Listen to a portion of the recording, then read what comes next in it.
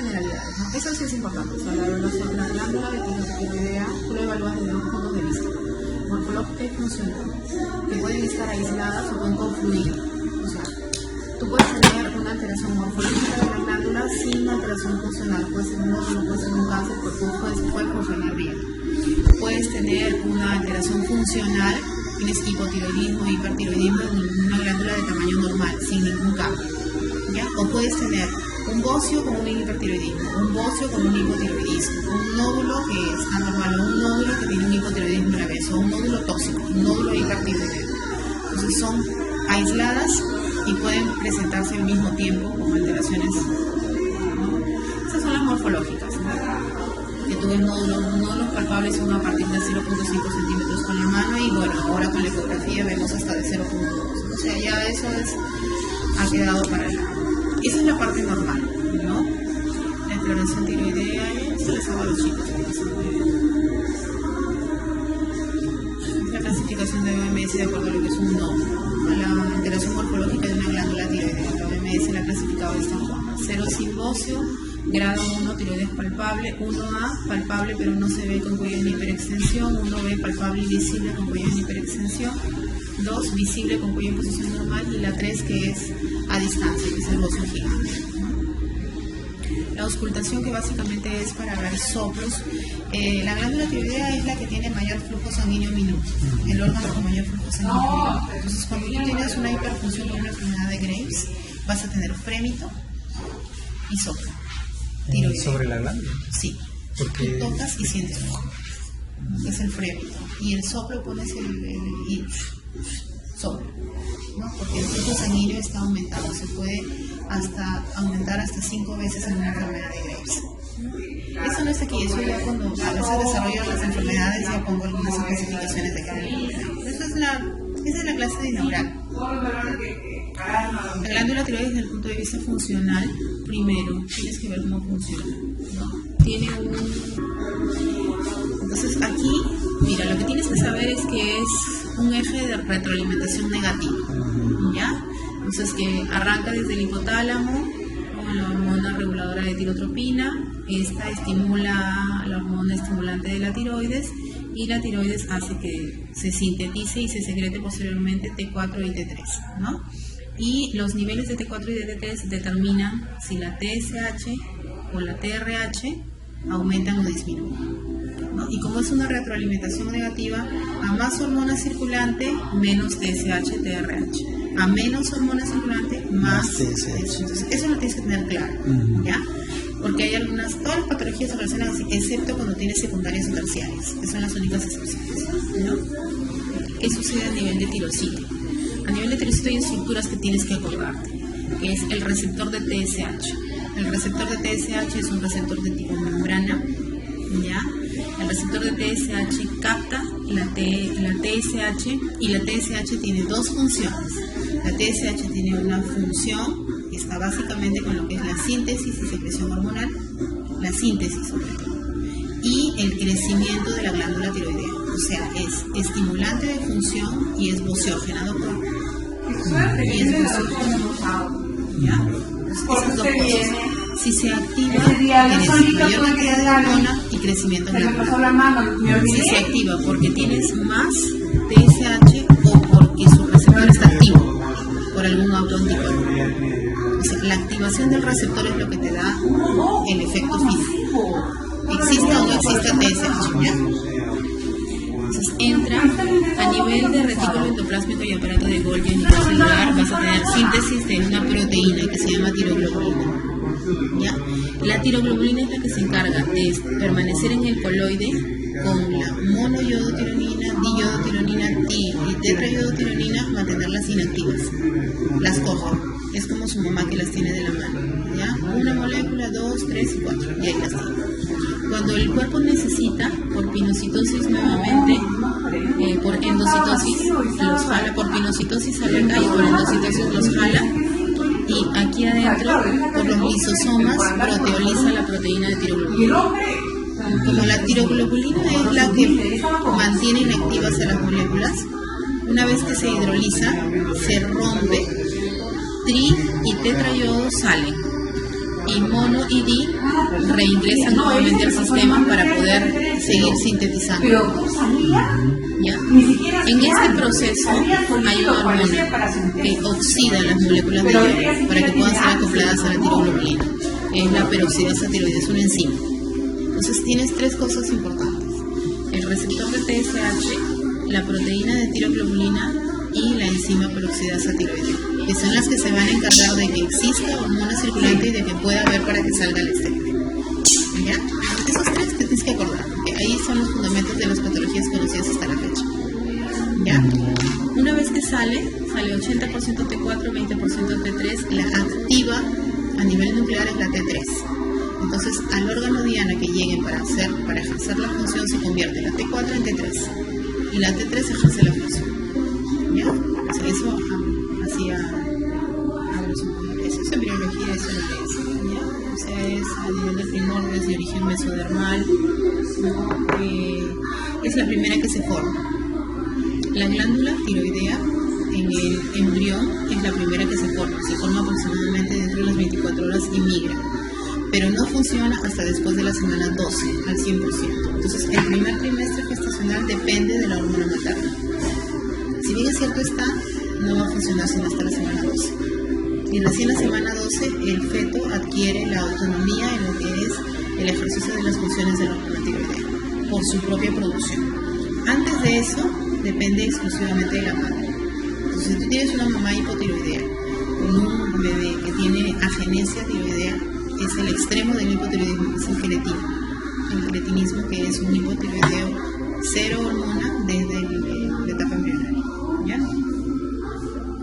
Esta es la estructura.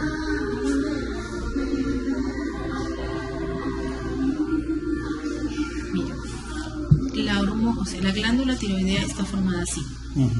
¿Ya? Cada uno de estos es un folículo y cada célula es el tirocito. Y acá está el coloide, donde guardan la hormona. Cada uno forma y la deposita aquí. Cada uno forma y la deposita aquí. ¿Ya? Y las células parafoliculares, que son las células de calcitonina. Pero la hormona tiroidea se almacena aquí. Es como un rosario. Cada bolita del rosario es una célula y en el centro del rosario, que está así abiertito, ahí guardan toda la hormona. Y cada vez que la necesitan, jalan, hidrolizan la tiroglobulina y la expulsan para mantener los niveles adecuados, ¿no? Cada vez que el paciente lo requiere.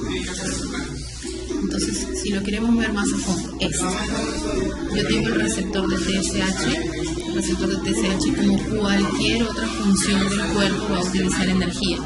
Tengo este transportador de sodio-yodo y tengo los sistemas de ATPase, ¿no? Que son para provisión energética, ¿no? Entonces entra el receptor de TSH, estimula la captación de yodo, ¿ya? Y estimula el consumo energético. Eso es lo que hace, ¿ya? Entonces pasa a nivel de lo que es aparato de Golgi, retículo endoplásmico, y van a actuar las yodinasas o desyodinasas, dependiendo de cuál sea lo que queremos. Se va a hacer la síntesis de tiroglobulina, que es la proteína que va a tener cogidas acá, a la T3, la T4, la mono y la di.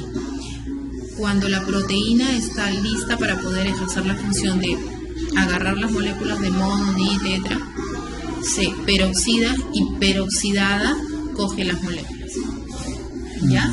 O sea, yo necesito TSH, necesito que haya tiroglobulina y necesito que se peroxide. Si no se peroxida, no guarda, no se completa el ciclo. Si no tengo tiroglobulina, no guarda. Si la tiroglobulina se me destruye, libero demasiado hormona.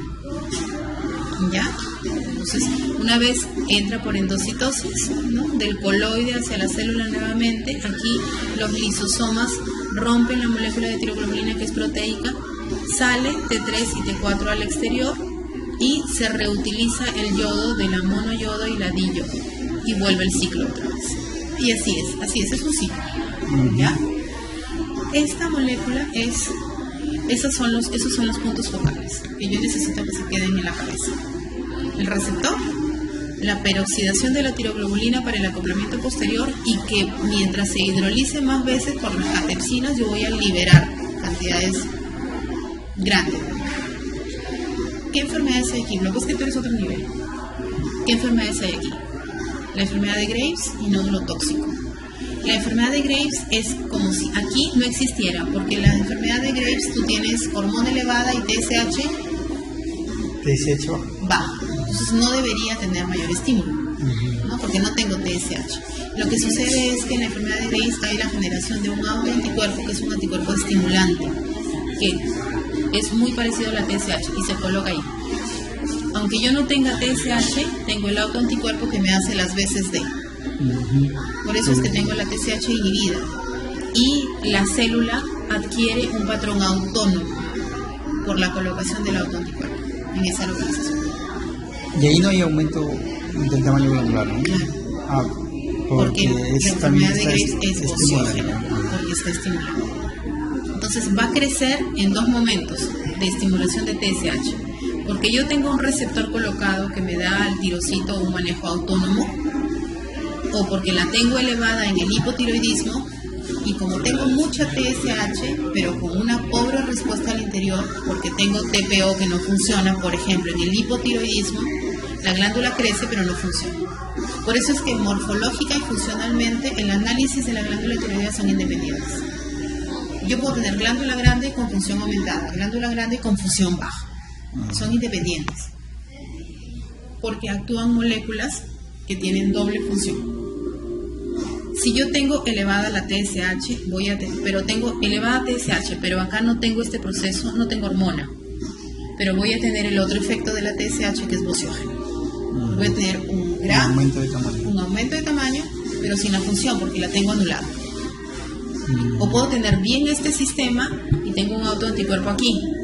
Entonces me lo acelera, me acelera todo el proceso y me produce crecimiento, a pesar de que no tengo circulante, pero tengo el autoanticuerpo, que es el que me hace las veces de. Y en la enfermedad de Graves finalmente también destruye la glándula. Destruye la glándula. O sea, si tú no actúas, finalmente vas al hipotiroidismo en el tiempo. Lo que pasa es que el efecto de las hormonas tiroideas te va a destruir toda la economía, porque las hormonas tiroideas, acuérdate que es un péptido, es una proteína que tiene acción nuclear, es un transcriptor. No tiene un lugar específico de acción. Va y se acopla y activa la cremallera de funcionamiento de la célula donde tiene receptor. Si es en el pelo, si es en el ojo, si es en las uñas, si es en la piel, si es en el intestino, si es en el hígado, en la síntesis de proteínas, en la síntesis de transportadores. La hormona tiroidea es una hormona que va a actuar desde aquí hasta la uña, la punta de la uña de tu dedo. Por eso es que cuando tenemos un paciente con patología tiroidea, la alteración es heterogénea. ¿Ya? Donde tenga más receptores, la expresión va a ser mayor que donde tiene menos receptores. ¿Ya? Porque depende de dónde están localizados los receptores. ¿Ya? ¿Y el mecanismo de destrucción? O sea, ¿y por qué se destruye? Si tú tienes autoanticuerpos anti-TPO, destruyes cada vez que quiere funcionar la enzima peroxidasa tiroidea se destruye.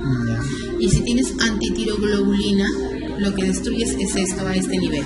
Por lo tanto, cada vez que formas una proteína, la destruyes.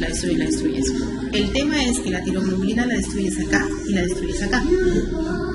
Cuando la síntesis de hormonas tiroideas, tú sintetizas hoy, liberas hoy y te dura 7 días.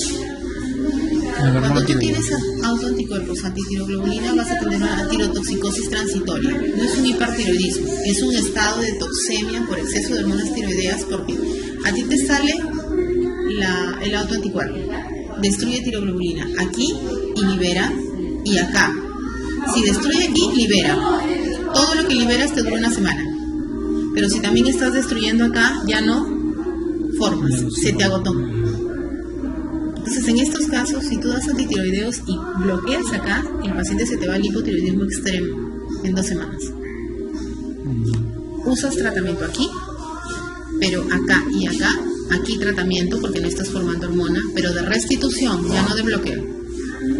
Y cuando es tiroglobulina, usas sintomáticos durante la etapa tirotoxicósica y luego que pase a la fase hipotiroidea porque ya no va a formar hormona, usas restitución. O sea, no en todos los tirotoxicósicos les tienes que dar antitiroideos, porque depende de dónde esté el nivel de alteración. Ujú. Tú no puedes ver un hipertiroidismo o un tirotoxicósico y darle tapazón. Tienes que averiguar de qué se trata. Si viene un tirotoxicósico con un bocio gigante, bueno, ya que es cantado en Graves, ¿no? Pero si viene un tirotoxicósico que no le des nada acá, es probable que sea esto. Que sea un anticuerpo antitiroglobulina activado. Te está liberando y te llega en la fase tirotoxicósica, pero en un par de semanas va a estar o normal o hipotiroideo. Y ahí no usas antitiroideos, solo sintomáticos. ¿Ya? Las funciones de las hormonas tiroides, esta es una presentación para pregrado, ¿no? General, que es la principal. Aumento de la producción energética, aumento del consumo, acción termogénica, intervención sobre el transporte de iones a través de membrana, moviliza lípidos. La hormona tiroidea se encarga de mantener el hidrostático de todas las funciones metabólicas. Lipogénesis, lipólisis, gluconeogénesis, glucólisis, glucogenólisis. Síntesis proteica. Es una hormona básicamente anabólica y consume energía con eso. Básicamente es anabólica, ¿ya? El sistema nervioso es fundamental para el desarrollo cerebral del feto. La inteligencia depende mucho, el nivel de sinapsis depende mucho de la hormona tiroidea. Y la velocidad de respuesta a estímulos y reflejos. O sea, es básico. Respiratorio, aumenta la amplexación, ¿no? Interviene en lo que es la contracción muscular, interviene en la cardiovascular, en lo que es la ventilación cardiovascular, y cronotrópico y inotrópico positivo. Aumenta fuerza de contracción, aumenta frecuencia cardíaca, por lo tanto finalmente aumento de gasto cardíaco. Dilatación de vasos sanguíneos, disminuye la resistencia periférica vascular, ¿no? Pues por eso determina. Disminuye la presión arterial. Disminuye la presión arterial, no causa una disminución de presión arterial, se encarga de que exista una homeostasis en la presión arterial. Si es que hay pocas hormonas, disminuye la elasticidad por pérdida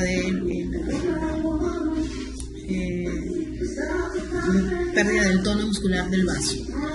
Y si hay un hipertiroidismo, aumenta la contracción vascular. Entonces, por los dos lados se produce un aumento de resistencia periférica cuando está en valores fuera de los normales. Pero si está en valor normal, se encarga de que la presión esté normal. Es el equilibrio. La hormona tiroides es el equilibrio del cuerpo. Te mantiene todo en equilibrio. Digestivo estimula la secreción de enzimas, la absorción, el peristaltismo, todo eso participa, ¿ya? Y a nivel de reproductor, interviene en el desarrollo normal del aparato reproductor de ambos géneros, ¿ya? Participa en la síntesis de proteínas transportadoras de todos los sistemas endocrinos. Es un transcriptor nuclear de las células hepáticas que se encargan de la producción de transportadores de hormonas. Transportador de hormona sexual, transportador de IGF-1, o sea, del efecto de hormona de crecimiento, transportador de lo que son sus propias hormonas, por decirlo así. Entonces, ¿dónde actúan? Los receptores de la hormona tiroides se encuentran en el ADN. No te dicen de qué célula. De todas las células donde tenga el receptor va a ser a nivel de ADN, porque es un transcriptor. El transcriptor lo que hace es, se acopla a la célula donde va a actuar y esa célula ejerce su función, donde esté. En el pelo, en el corazón, en el ojo, en las uñas, en los músculos, en el hueso, en la sangre, en la médula ósea, donde esté, porque lo vas a encontrar en todo lugar. ¿Ya? Entonces, se secreta, se convierte en T3, ¿no? Y las tiroideas activas van hacia sus receptores nucleares. Las hormonas tiroideas aumentan la actividad metabólica por aumento mitocondrial, aumento de los transportadores, de la generación de energía, ¿no? Aumenta el sodio, potasio, ATPase, el consumo de oxígeno, absorción de glucosa, gluconeogénesis, glucogenólisis, lipólisis, síntesis de proteínas, aumento del metabolismo basal. Todo esto es. ¿Dónde? En todas las células donde tenga receptor. ¿Ya? En el corazón aumentan gasto, aumentan flujo, la frecuencia, la fuerza de contracción respiratoria. Facilita el transporte activo de los iones de membrana, estimula el crecimiento a nivel cerebral, efectos sobre el músculo, sistema nervioso, sueño, motilidad digestiva, sobre todo eso. ¿Ya? Las hormonas tiroides, este es su círculo. Las hormonas tienen un efecto a nivel de lo que es hipotálamo, hipófisis, para la liberación de TRH, TSH y su acción sobre la misma glándula, y está determinada por la concentración hormonal. Secretan dos principalmente, T3 y T4. La T3 es la activa, ¿ya? La T4 se convierte en T3. La acción principal es metabólica y las otras funciones son cardiovascular, flujo sanguíneo y gasto, base, frecuencia cardíaca, fuerza de contracción y fuerza cardíaca. Por lo tanto, finalmente aumento de gasto.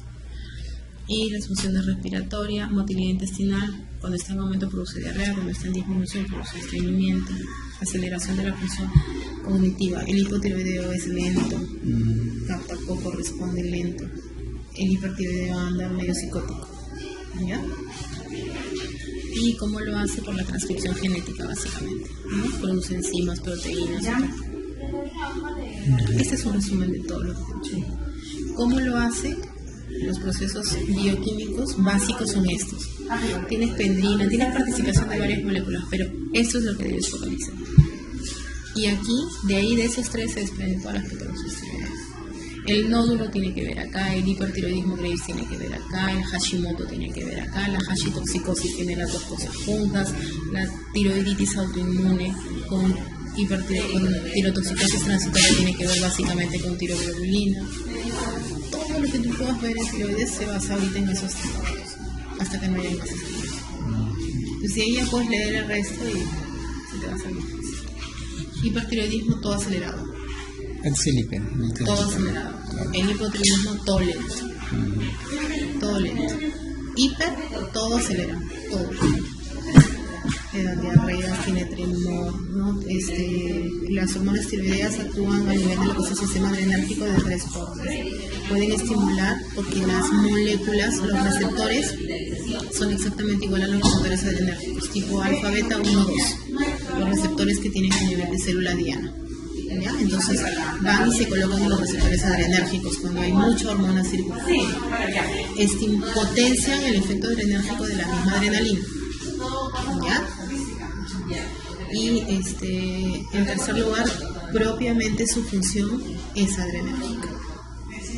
Si están en exceso, van a utilizar sus propios receptores en exceso y tienen el efecto adrenérgico, ¿no? Simulan la hiperadrenalina. Son tres cosas. Se posicionan en los receptores adrenérgicos, estimulan el sistema adrenérgico, hacen que se potencie la respuesta adrenérgica propia y como sus funciones son adrenérgicas, cuando usan sus propios receptores también van a tener manifestaciones como hiperadrenalina. Entonces todo se acelera.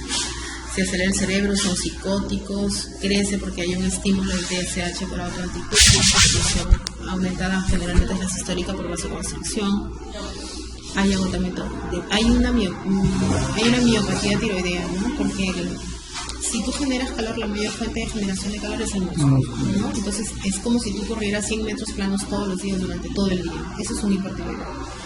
Por eso se baja tanto de peso y por eso tiene hiperfagia. Come un montón porque siente el agotamiento y el consumo energético y necesita comer porque se siente agotado. Pero al mismo tiempo tiene su metabolismo basal tan acelerado que consume la energía. Entonces, en un primer momento el hipertiroideo baja de peso, pero luego el hipertiroideo sube porque primero baja de peso porque el gasto es más que el aporte.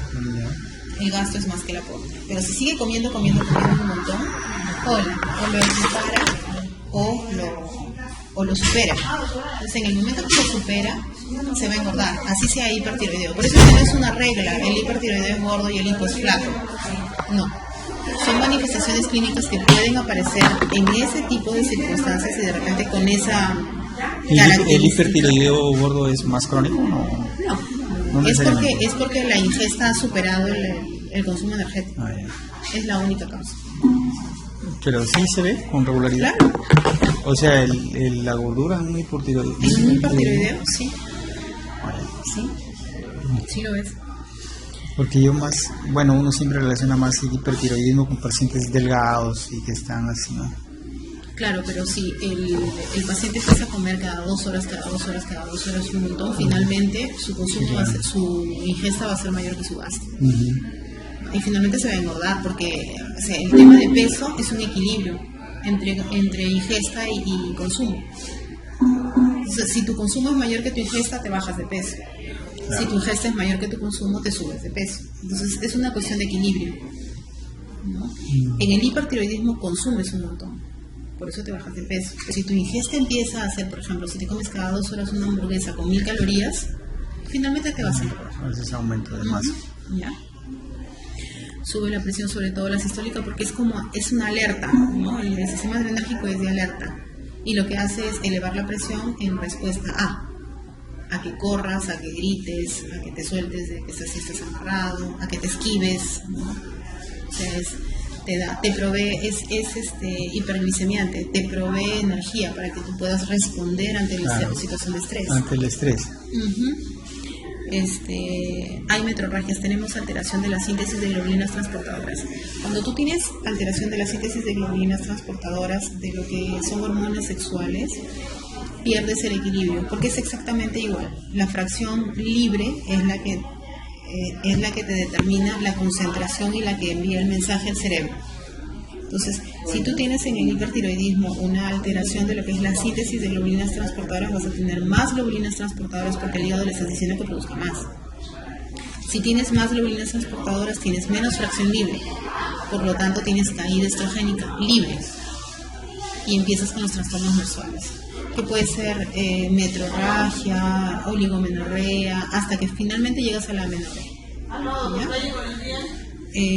Los reflejos excitados, la respuesta refleja es mayor porque el sistema nervioso está más excitado por todo el tema adrenérgico. Mixedema pretibial, es lo mismo. El mixedema, la mayoría de personas piensa que lo ven en hipotiroidismo, pero el hipertiroidismo tiene tanto mixedema como el hipo, porque tienes alteración metabólica. El mixedema se produce por atrapamiento de ácido hialurónico en glucosaminoglicanos. Los glucosaminoglicanos retardan su metabolismo y se depositan en el tejido conectivo. ¿Ya?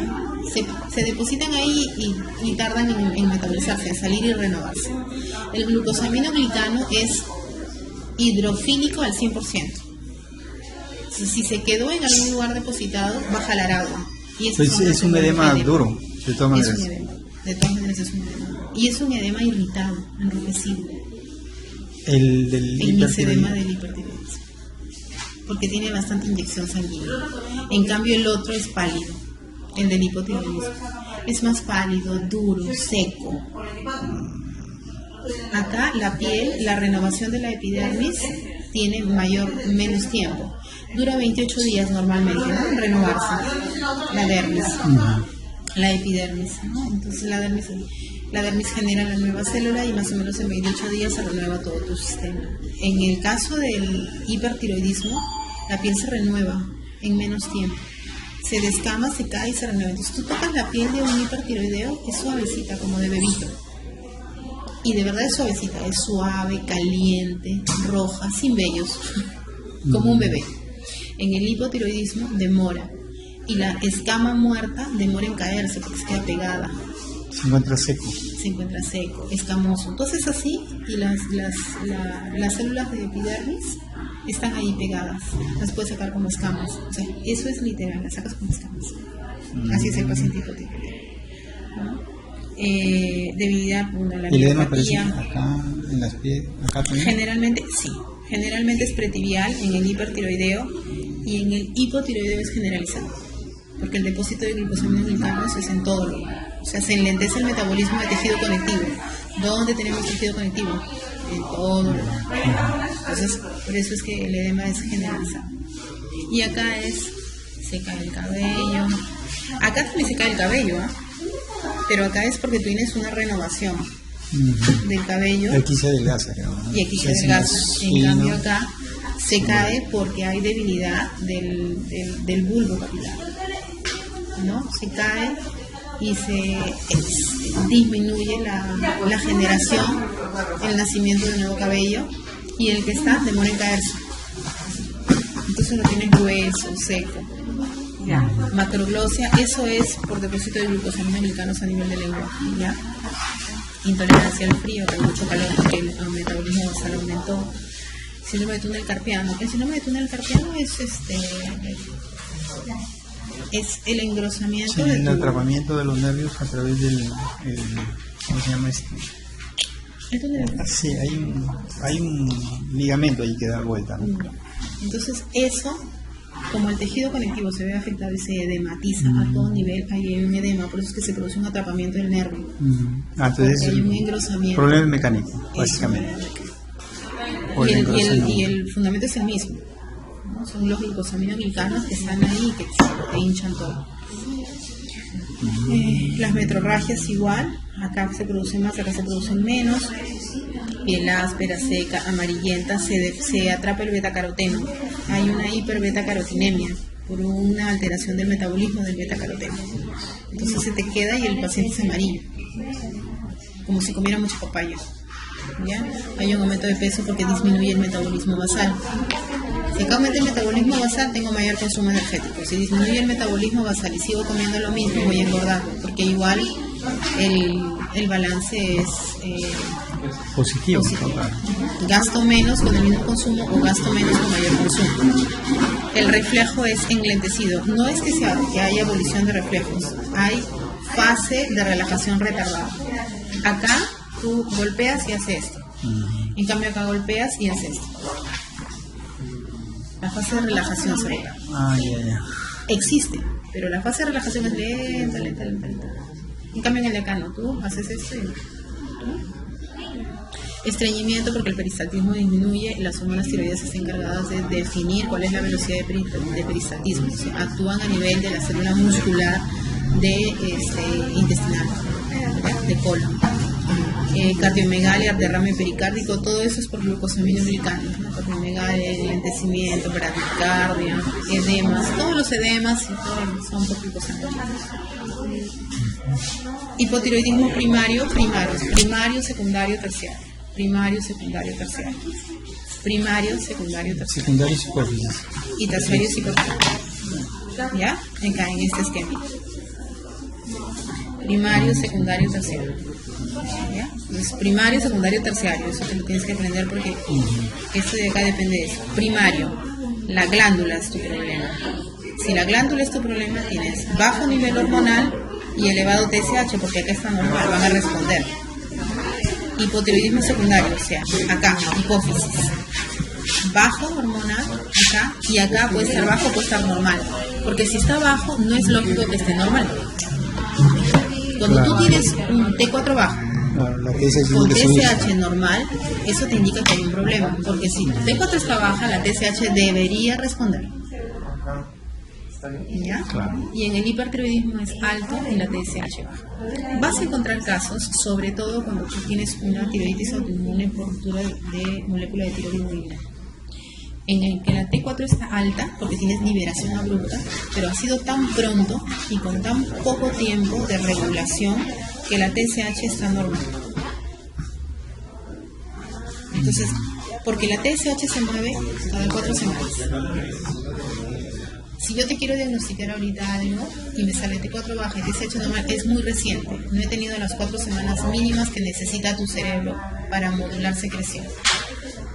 Entonces, cuando hay una tirotoxicosis con antitiroglobulina positivo, que eso es una tirotoxicosis aparatosa, o sea, muy sintomática, y le sacas exámenes T4 alta, TSH normal, sin bocio, puede haber un aumento de anticuerpos antitiroglobulina. Y de ahí Y de ahí se modula. Si el proceso sigue, puedes encontrar el cambio. Pero como las hormonas que se te liberan solo duran una semana, a veces la TSH no se llega a mover y vuelve a valores normales tu T4. Por eso es que no necesita tratamiento de bloqueo. Necesita que esperes y que le des sintomáticos al paciente. Ya. ¿Y sintomáticos qué son los beta bloqueadores, corticoides, yodo, todo lo que usas para el control de la consumo de sangre. ¿Yodo es sintomático? Cuando tenemos sí. Lo que pasa es que hay un efecto que se llama, así como Simoji y el efecto de Alba, hay un efecto que se llama Wall-Jacobs, que te bloquea por 7 días hasta una semana. La glándula tiroides es la que tiene mayor adaptación al medio. Máximo te dura algún bloqueo 7 días.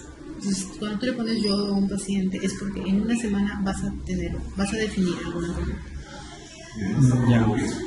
Que generalmente es quirúrgica. O necesitas bloquearlo porque te está poniendo en riesgo la vida del paciente por otra cosa. Entonces decides darle. Lo que sí tienes que tener presente es que tú le das yodo a un paciente y te bloquea la glándula por 6 meses, porque produce un resurgimiento celular. Si tú le quieres dar, ese yodo no es radioactivo, es un yodo normal, ¿no? Un yodo saturado. Si tú le quieres dar yodo como tratamiento a un paciente, tienes que asegurarte que los 6 meses previos no recibió yodo a grandes dosis, porque si no la captación por la célula es parcial. Como todo en el cuerpo, cuando se te viene algo en avalancha, tú lo detienes y cierras tu puerta, porque en avalancha te hace daño. Igual es. En el caso del yodo, cuando tú das yodo a grandes dosis, lo saturas a la célula no quiere recibir más, hasta aquí de yodo, cierra su puerta, no recibe más, y para procesar lo que tiene dentro, esa es la tortura. Ese atontamiento de la célula te puede durar hasta 6 meses. Entonces, después de 6 meses recién puedes decidir la del yodo terapéutico, porque si no, tu efecto es muy parcial, muy poco.